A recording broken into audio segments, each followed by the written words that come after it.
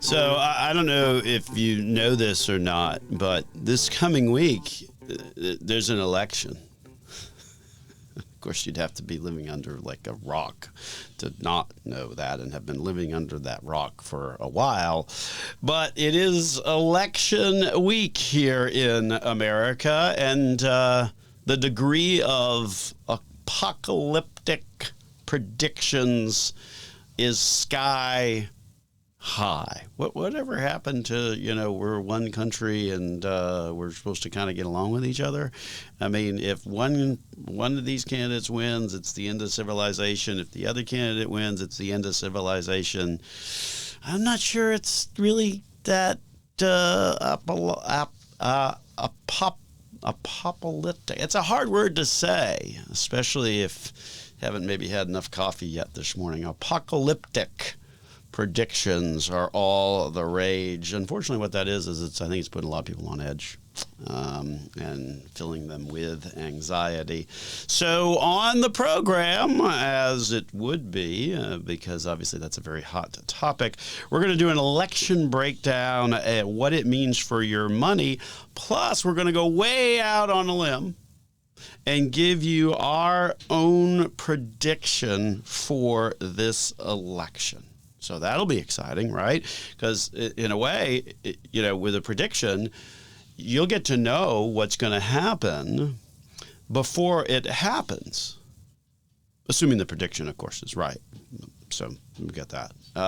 Plus, we'll get serious a little bit, too. Talk about 2025 tax bracket ranges and deductions as well. Those were recently announced this past week by the good folks at the IRS. We'll go over those changes to your tax brackets and what your tax picture looks like. Folks, that's going to happen regardless of who wins in this coming week in the election, because those are the kinds of changes that happen each and every year to our tax code. So we're going to go ahead and make sure that we cover that as well. So welcome on into the program. This, of course, is Dollars and Cents, where at last count, this program has witnessed, let me just do the math. It's got to be 9 different presidential elections, right? If you go back to the start of this program, so that kind of helps to put it all into perspective, I suppose. Those presidential elections do come around relatively regularly. Our goal, of course, is to help you make sense out of all of life's decisions involving your dollars, or what the implications may be of the headlines to your dollars. We're one of Central Florida's longest running radio programs, hence those 9 presidential elections that we've been a part of on this program. Not me, of course. I'm kind of young. Well, not that young anymore. The show originally started with my father-in-law, Jack Nelson, and then obviously continues today with yours truly. My name, of course, is Joel Garris, certified financial planner, certified financial fiduciary at Nelson Financial Planning, where we got a team of great folks who also stand ready, willing, and able to help you improve your life with a successful and cost-effective financial plan. Did I also mention they were also all certified financial fiduciaries as well, where we truly believe in putting your interests ahead of anything else. And one of the ways in which we do that, which you don't hear many people talk about this, we don't have account minimums. See, I often snicker when people say, well, you see the ads, right? If you got $500,000, you can come talk to me. $1 million, yeah, okay, fine, you can come talk to me. But that doesn't really seem like you're in the business to help people then, if you only want to help people that actually have already accumulated money. Isn't the harder part of accumulating money the actual process of accumulating? That's what we're here for, to help you along that journey at Nelson Financial Planning. Another week, another event of sorts around the office. We were named as one of the 3 finalists in the Best of Winter Park competition, also one of the finalists for the Best of Orlando competition as well. So a couple of marketing competitions that happen this time of year, recognized as a finalist in both of those. So yay us. Turning to election and election season are obviously our hot topic of this week's show. What's the number one thing you need to do? Number one thing you need to realize is that you really should fulfill your civic duty and go out and vote. That's the number one thing to remember above all of this. Isn't that great the country that we live in allows us to do that. Through all of the chaosness, go out and make sure that your vote is heard. Now, everybody loves a good prediction, of course.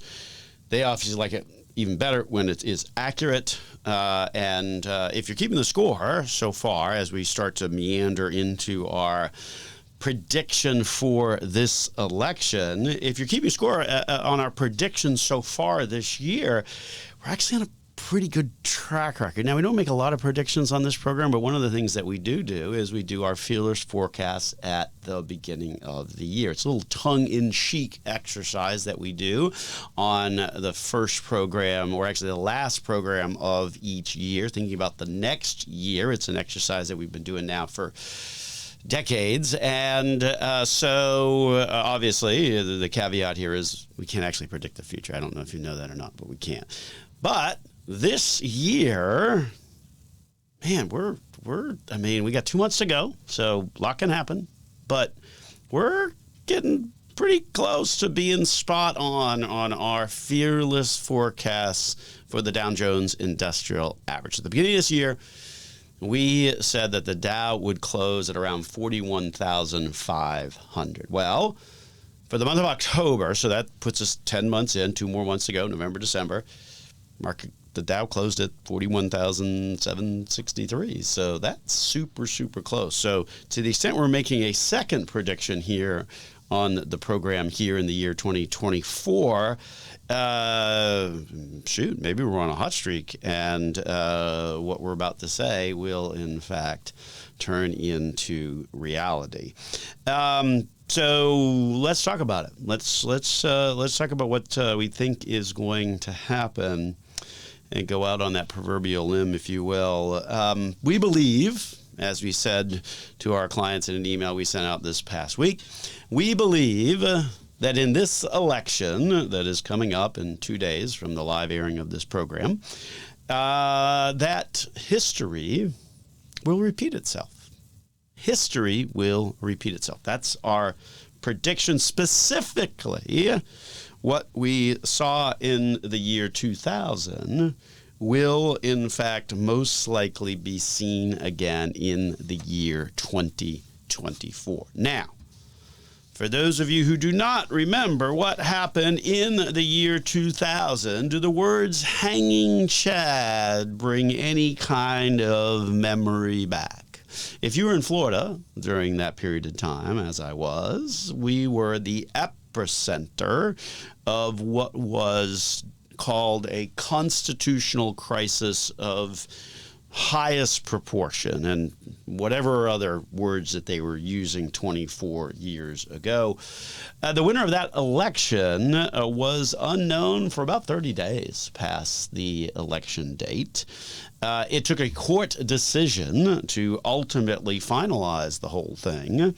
And Bush, if you recall the 2000 candidates, it was Bush and Gore. Bush became president over Al Gore by a mere 537 votes, courtesy of that razor-thin margin of victory here in the state of Florida. So here's our giant prediction.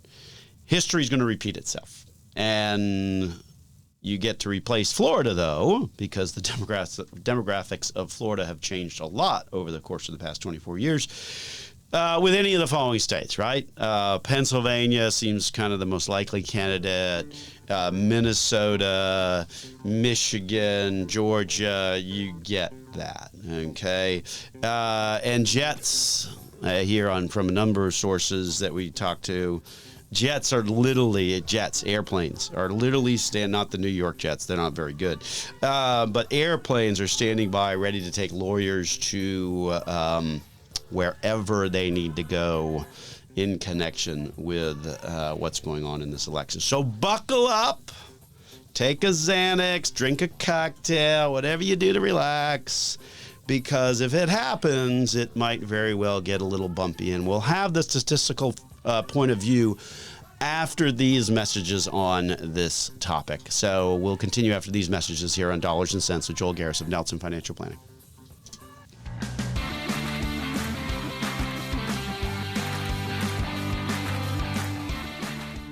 So the election version of Dollars and Cents this week on the program. If you missed the prior segment, you know that we have gone out on the proverbial limb, but if you hear the prediction, it's not too far out on the limb. Our prediction for the election this coming week is that we will, in fact, see history repeat itself. Now, the history that we're talking about is what happened in the year 2000. If you were in Florida, you know the words hanging Chad, where Florida was the epicenter of it all. The election itself that year between Bush and Gore decided by the slimmest of margins in a single state. It came down to 537 votes here in the state of Florida, and a court decision, if you remember that part, that ultimately made the deciding factor as to who actually won that particular election. So we expect that to happen again in this election. Replace Florida with any of the Pennsylvania, Michigan, Minnesota, Nevada, Georgia. I mean, there's a host of states where it is very much a toss-up. Now, here's the lesson, and here's the story that we want to talk and make sure that folks understand. If you find that scenario playing out,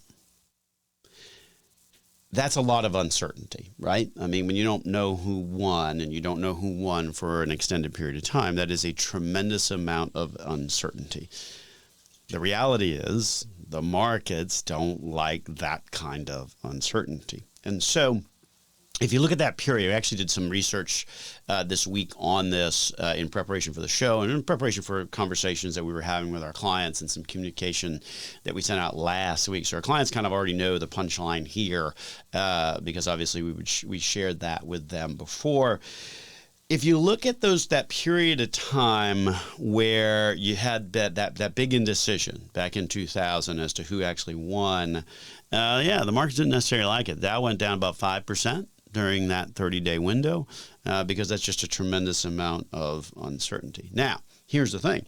Once the courts took up the matter, took up the conversation, the markets quickly recovered that within a matter of 3 days. So over the course of probably about 3 weeks change, markets going down, dwindling down, in reaction to the uncertainty, right? Who's going to win? How's it going to play out? What's going to be the method of how this all is getting determined? When the court accepted accepted the decision or accepted the case, if you will, to make that decision, the markets immediately went up and recovered almost the entirety of that decline within a super short period of time. It took basically almost 25-ish odd days for the markets to kind of drift down about 5% during that uncertainty of who won the election. Second, that court decision was getting squared away. Within 3 days, it was almost a full recovery. I think the numbers were like a decline of 4.91 and a recovery of 4.81. So very, very close. As we said earlier this week in our communications to our clients, that kind of environment, right, where the markets are reacting to a headline event that obviously creates a lot of immediate uncertainty, that in and of fact will ultimately get resolved. I mean, there will be a winner of this election, no matter how it all plays out on Tuesday or Wednesday or Thursday or thereafter, but there will be a winner. And during that period of time, though, that's not exactly the kind of environment, right, where you got the markets kind of drifting down by 5% and then going right back up 5% within a matter of 3 days. That's not the kind of environment where you want to make big decisions with your money, right? So just sit tight, breathe. The reality is that as we look across the political landscape, clearly it's going to be a very narrowly divided election, very narrowly divided in terms of politics and policies and what ultimately people want to achieve. So what that actually means, if you stop and think about that, is that the margins in Congress then correspondingly are going to be quite narrow, right? And before we forget everything about kind of how the Constitution sort of works, is it's in fact Congress where the laws originate. They don't originate from the president. They originate from Congress, specifically the House, particularly when it's spending. And in a narrowly divided House, right, it's highly unlikely that pretty much anything that these two presidential candidates have said on the campaign trail will, in fact, ultimately become law and see the light of day. So a situation that sort of produces gridlock, which is probably the most likely outcome as well. So if you want to make that a second market prediction, that one's not exactly going out there too far on the limb. When it comes to your money, gridlock usually means that there's no big policy swings one way or the other, which obviously helps to create a little bit more certainty as to the road ahead. And it's that distinction between certainty versus uncertainty that I think is important to the markets. When things are uncertain in the short term, then certainly you can see some volatility in the markets. Remember, of course, a couple of historical points. There's a couple of historical points that we want to share with you here on Dollars and Cents. We're one of Central Florida's longest-running radio programs, coming to you on a host of podcast platforms and YouTube channels and whatnot. And, of course, we're here to help in any way we can. My name, of course, is Joel Garris, certified financial planner, certified financial fiduciary at Nelson Financial Planning, where we've got a team of certified financial fiduciaries who stand ready to help you improve your life with a cost-effective financial plan this very week. Give us a call at the office, 407-629-6477, or visit our website, nelsonfinancialplanning.com, to schedule that absolutely free conversation. So here's the historical points to sort of remember, okay, in this grand scheme of things. Overall, stocks, equity markets have tended to trend up regardless of whether a Democrat or a Republican was in the White House. I think presidents get far too much credit when things go well and far too much blame when they don't. The reality is that the markets and the economy have sort of continued to percolate upward, regardless of whether there's a Democrat or Republican in the White House. The second point that we would make is that, look, there's different sectors, right, that are going to do differently depending upon who wins this election, right? So make sure you are not overweight a particular sector or a particular stock, and that you're not just sort of blindly following kind of more of an indexed approach, because if you own all of the companies in that index just because of their presence in that index, that's sort of regardless of how they might do. So I think the importance of active management, particularly during volatile periods, certainly cannot be underestimated. The issue for many investors is just sort of surviving the emotions, right? This has certainly been a very emotional election season that has certainly tested the resolve of many investors. The thing to remember, I think, and we think about the country's psyche right now. Campaigns typically draw attention to the country's problems, right? Certainly, this one, a lot of negative advertisement being used, and so when we think about kind of the messaging and the constant sort of noise that we've all been hearing as Americans of late, it draws your attention to the problems. It's not necessarily the strengths. So you see the amplification of these negative messages. A problem, of course, that for investors is that they react to this negativity, right? I mean, human nature with their money, particularly in election years, and they dump a lot of it in cash. And this year's been no exception for that. Especially with cash actually paying a little bit more interest than what it has over the past 20 years. So if you look at dollar flows in presidential election years, you'll find that there's 5 times the amount of money going into money markets or cash than there are stock or equity-oriented funds. 5 times more going into cash. That's the uncertainty under which we operate in a presidential election year, and this year has been no different. But, of course, the problem is We know when you are in cash, you have a significant potential to miss out on opportunities and thereby harm your long-term investment results. So take a deep breath, relax, we'll survive it, and ultimately we would say expect history to repeat itself this week and see perhaps a replay of the year 2000. We'll be back next week, as we do each and every week, to see whether that is true or not. So stay tuned here on Dollars and Cents with Joel Garris of Nelson Financial Planning.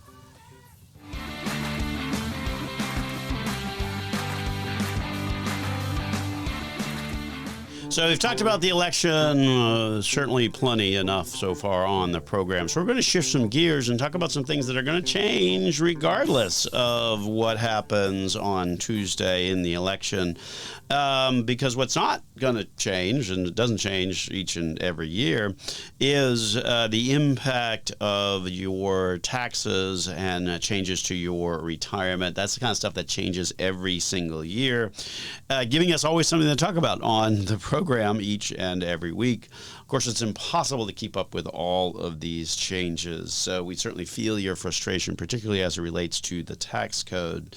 The changes that we're going to talk about in this segment of the program have to deal with sort of normal changes that happen each and every year. So every year, the IRS will adjust certain tax brackets, certain deductions, things like that, by an inflationary factor. So what was announced just this past week is a lot of those changes that are going to apply for the year 2025. Unfortunately, if you start to look at those changes, what you'll realize is that they're actually the smallest amount that they have been in a few years, which unfortunately means that on a sort of an inflation-adjusted basis, then you're actually going to effectively pay a little bit more in taxes because those tax brackets did not expand as much with inflation to get sort of the full brunt of the inflationary impact. So not particularly great news there.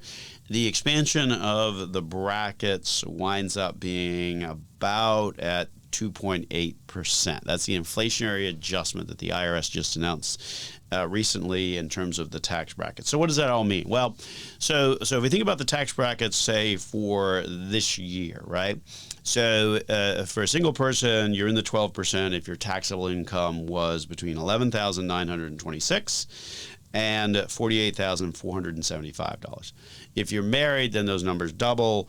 You're in the 12% bracket if your taxable income. Now remember, taxable income, not adjusted gross income. Adjusted gross income is sort of the total number, and then from that you get to subtract your deductions to get to your taxable income. So married couple, that range of income is about double what it is for a single person. So $23,851 to $96,950 taxable income for a married couple. That keeps you in the 12%.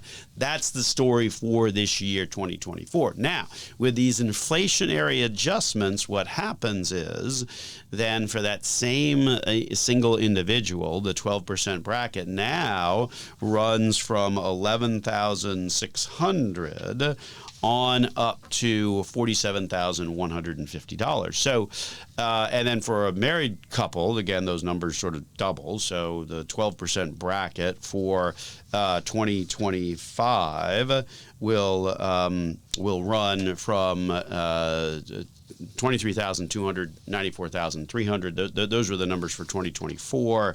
So for 2025, it's $23,851 up to $96,950. So those are how the brackets sort of adjust. So for 2025, then what that means is that you'll have an extra $2,650 as a married couple that is in fact taxed at 12%, that before was taxed at 22%. So that's how sort of the expansion of the tax brackets work when it comes to these inflationary increases.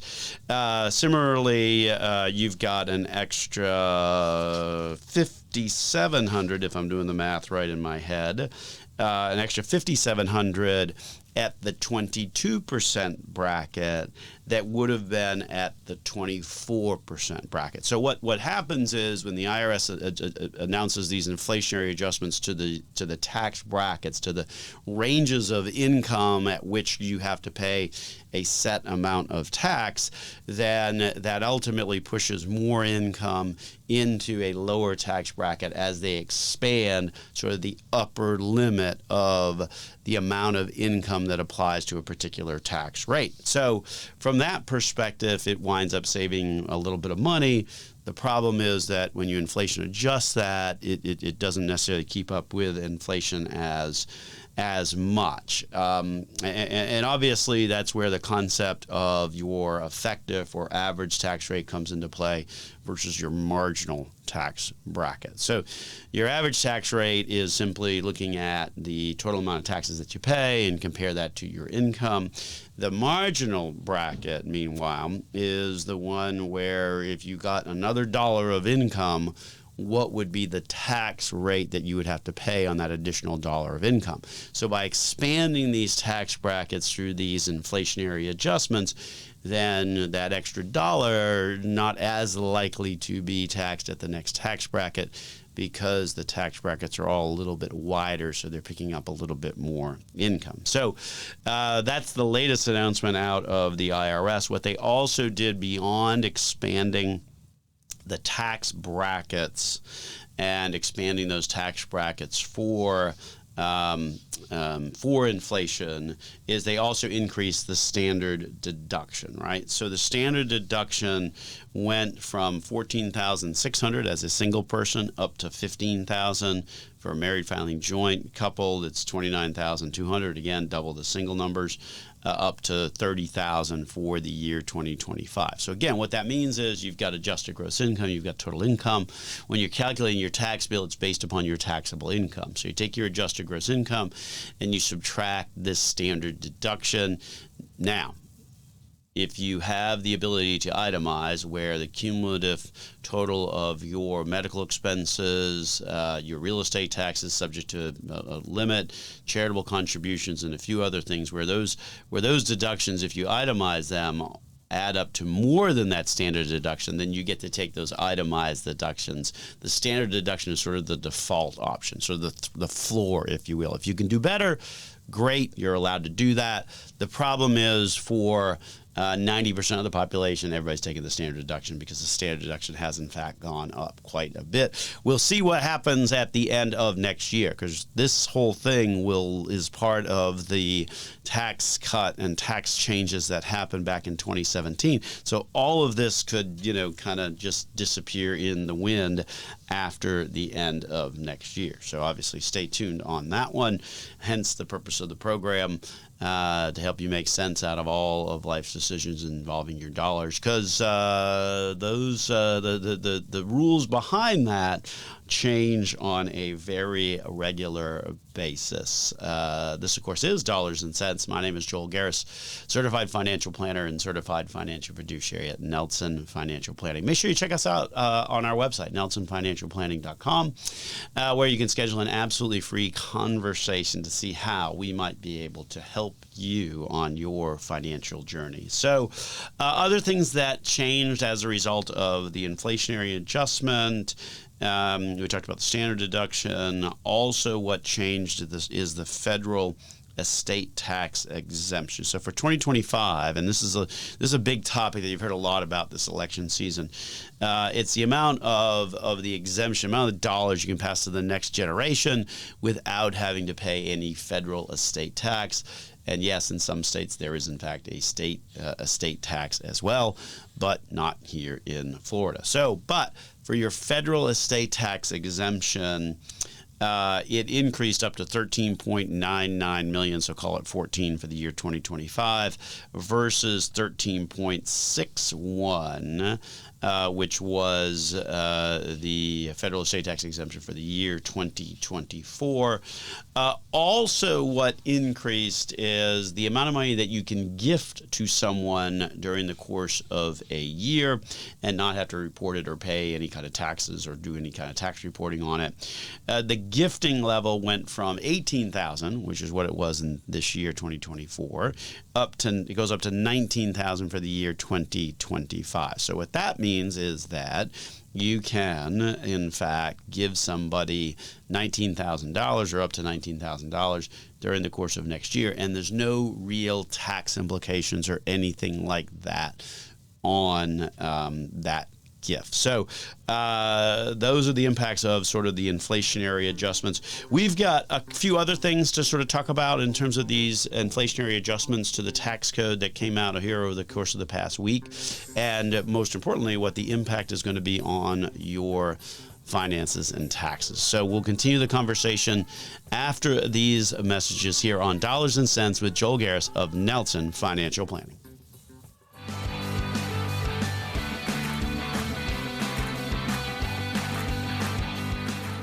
You know, speaking of taxes and these inflationary adjustments that happen to the tax brackets and a variety of other things as it relates to the tax code, we want to encourage folks to make sure they have a copy of our book, Next Gen Dollars and Cents. In there, there's a chapter on taxes that walks through some of the basic fundamentals of how you calculate your tax bill, what goes into income, what goes into deductions, how you then calculate your tax owed from your taxable income. Since it's November already, as we like to do this time of year, that means that if it's November, then it is the holiday season is rapidly approaching. This weekend, of course, we're already seeing a lot of stores all dressed up for Christmas. Poor Thanksgiving.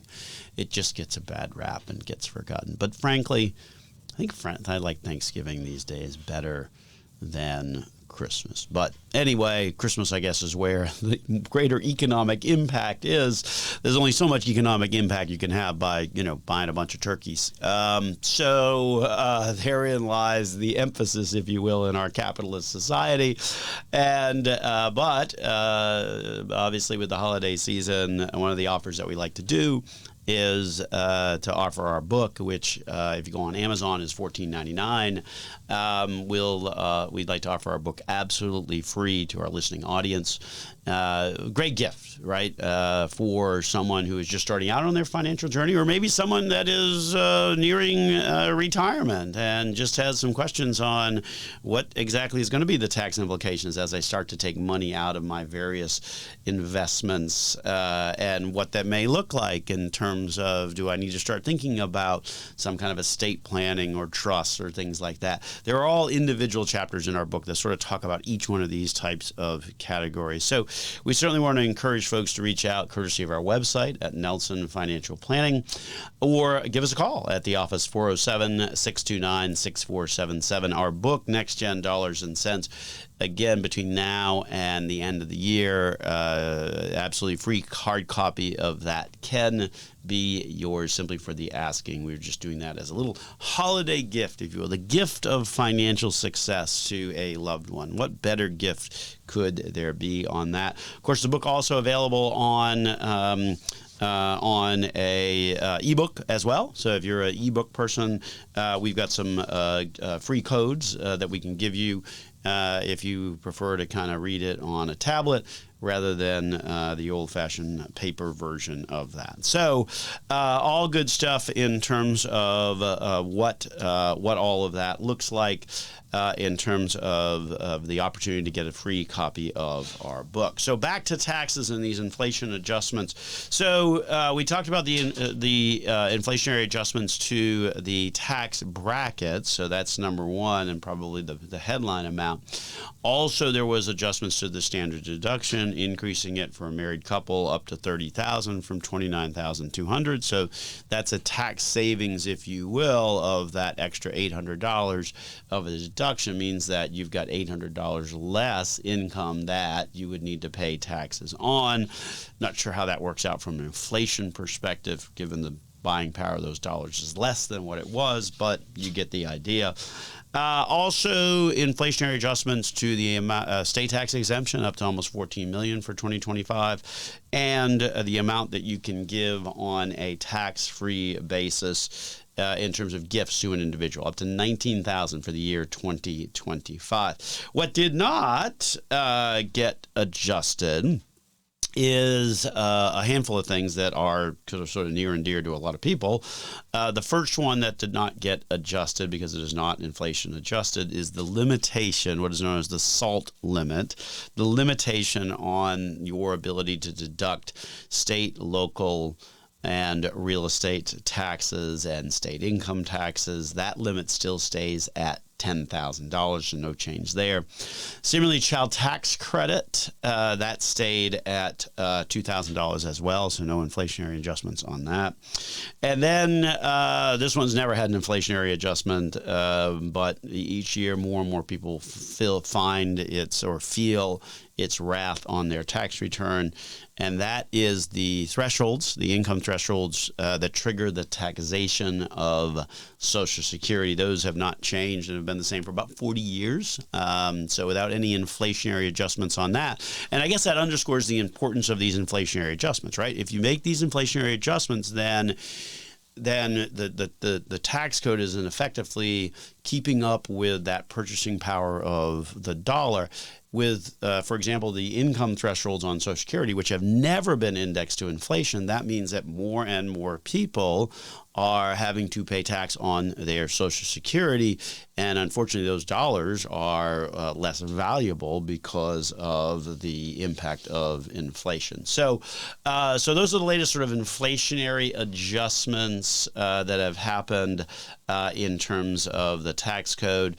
Not yet out, but when they do come out, we'll certainly share them with our listening audience, is the adjustments on the retirement account side of things. We would expect those to also go up, but go up a little bit because the inflationary factors that they're using, for example, with these adjustments to the tax code, it was only 2.8%. So a little bit of an adjustment, and certainly the adjustments for retirement accounts, contribution limits, and things like that have yet to come. So we'll have those on a future show.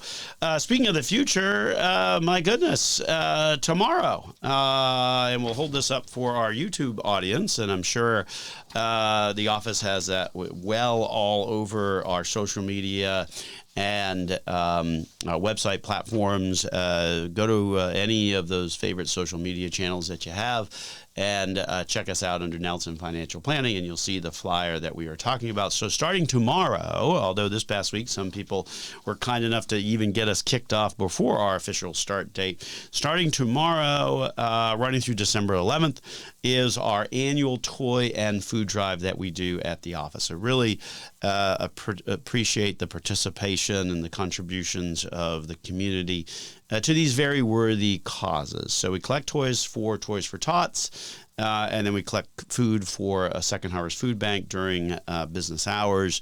Details and all of that can certainly be found on our social media in terms of they want it to be new toys, non-perishable food items, things like that. But certainly two very worthy causes with Second Harvest Food Bank and Toys for Tots.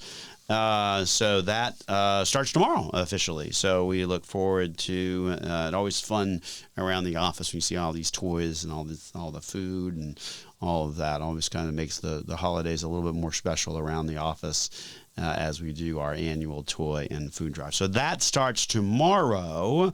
And then, of course, you got to tune in next week to see if my election prediction is at all correct. If you missed it earlier in the program, my election prediction is that we're going to see history repeat itself. And specifically, we are talking about history of the year 2000 replaying again in 2024. If you forgot what happened in 2000, it was pretty narrow. It came down to one state, and the court actually had to make the final decision as to what was going to happen. So, sound familiar? Sound likely?